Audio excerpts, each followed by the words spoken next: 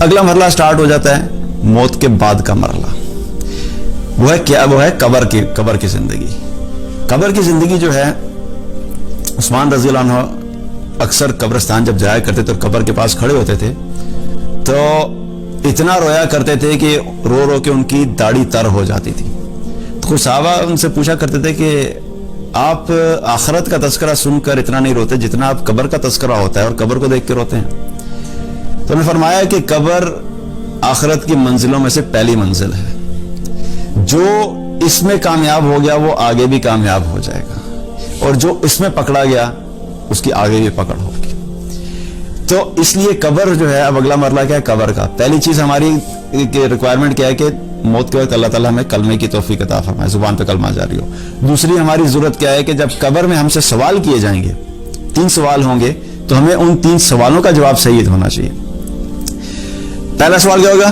تمہارا رب کون ہے؟ من رب کا، تمہارا رب کون ہے. دوسرا سوال تمہارا دین کیا ہے. تیسرا سوال نبی صلی اللہ علیہ وسلم کے بارے میں. اب آپ سوچئے سبحان اللہ، یہ 3 اتنے اہم سوال ہیں مرنے کے بعد. کیا آج تک ہم نے کوئی بیٹھ کے سوچا کہ ہم سے جب یہ سوال ہوگا کہ تمہارا رب کون ہے تو کیا ہم نے اس چیز کی تیاری کی ہے؟ جب تم سے سوال ہوگا اور ہم سے سوال ہوگا کہ تمہارا دین کیا ہے، اسلام ہمارا دین ہے، تو کیا ہم نے یہ تیاری کی ہے کہ ہم اس کی تیاری کر کے جائیں؟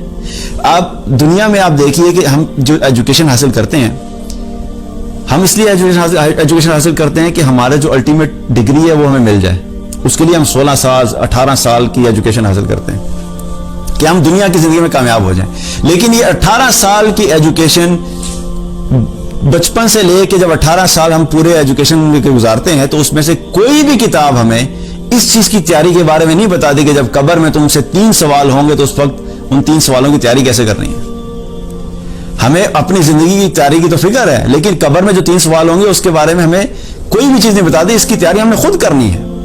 اب یہ چیز ہمیں خود سے کرنی ہے کہ ہم اپنے آپ کو ایسے ماحول میں لے کر آئیں کہ جہاں پر اللہ کی بات ہوتی ہو، جہاں پر اللہ کا تذکرہ ہوتا ہو، جہاں پہ اللہ کے رب ہونے کے بارے میں بات ہوتی ہو، تاکہ ہم جتنا سنیں گے کہ اللہ ہمارا رب ہے، جتنا اس بارے میں پڑھیں گے، جتنا اس بارے میں سیکھیں گے، جتنا اس بارے میں لوگوں کو بتائیں گے، اتنا ہی ہمارے دل میں یقین آئے گا. کیونکہ وہاں پر صرف رینڈملی ہر بندہ نہیں بس زبان سے بول دے گا. کیونکہ یہ تو بیسک سوال ہے نا.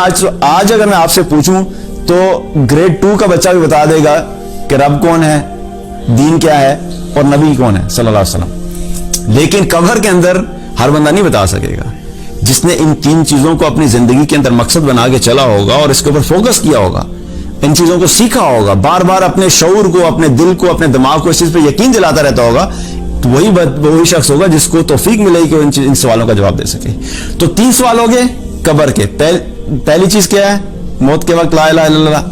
دوسری چیز قبر کے 3 سوال. اور پھر اگلا مرحلہ کیا ہے؟ قیامت کے دن جب سارے دوبارہ اٹھائے جائیں گے، جب سب کو اٹھایا جائے گا، اس وقت 5 سوال کیے جائیں گے. حدیث کا مفہوم ہے، آپ سے فرمائے ہر شخص سے 5 سوال ہوں گے. کوئی بھی شخص اس وقت تک اپنی جگہ سے ایک قدم بھی نہیں ہلا سکے گا جب تک کہ وہ 5 سوالوں کا جواب نہ دے دے. پہلا سوال کیا ہوگا؟ تم نے زندگی کہاں گزاری؟ یہ زندگی اللہ کی امانت ہے. یہ جو زندگی اللہ نے دی ہے اللہ کی امانت ہے، اللہ نے کسی مقصد سے دی ہے.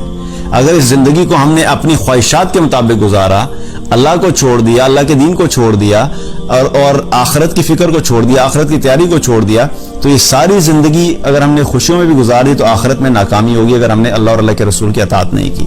تو پہلا سوال زندگی کہاں گزاری. دوسرا سوال جوانی کہاں گزاری.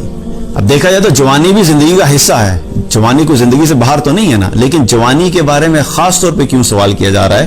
کیونکہ جوانی ایسا وقت ہوتا ہے کہ جب اللہ کی طرف سے انسان کے پاس فزیکل انرجی بھی ہوتی ہے، ذہنی طور پہ بھی انسان بہت تیز ہوتا ہے، شارپ ہوتا ہے، انسان کے پاس فائنینشیل بھی بہت ساری چیزیں ہوتی ہیں.